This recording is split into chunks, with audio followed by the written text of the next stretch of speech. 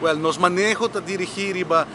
maneira de mencionar ano passado o governo de Aruba a decidir que nós vamos encaminhar o processo para assim Oranjestad um centro gastronômico via um conceito internacional que a minha botou brand como City of Gastronomy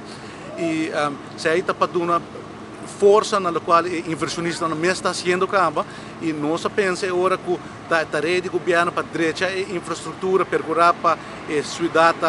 safe, para ter luz, para ter limpo, para ter parqueio, então essa é parte que nós oferecemos no setor privado como nossa contribuição e agora nós esperamos que seja incentivar o setor privado para continuar com o esforço e desenvolvimento. No final do dia, a inversão não está agora assim do inversionista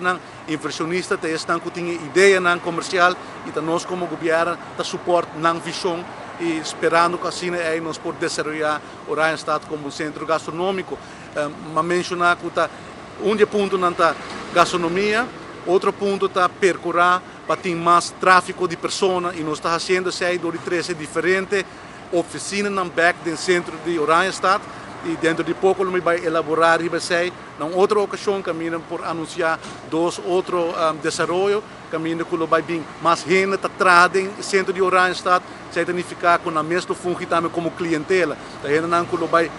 come, bebe, compra produto então assim nós espera que nós por combinar a parte de gastronomia e a parte de clientela que o governo está procurando. E força laboral de Buenos Aires um espaço mirando por mira que diferentes hotéis estão abrindo, põe peso também pelo qual está quizás flexibilizar o manejo de admissão e expulsão é o LTU de Buenos Aires. Não, a mim não quer sei vamos pôr em contexto aqui não vamos pôr ponto de discussão no sentido que o ministro Cruz está manejando o tema tem seu manejo e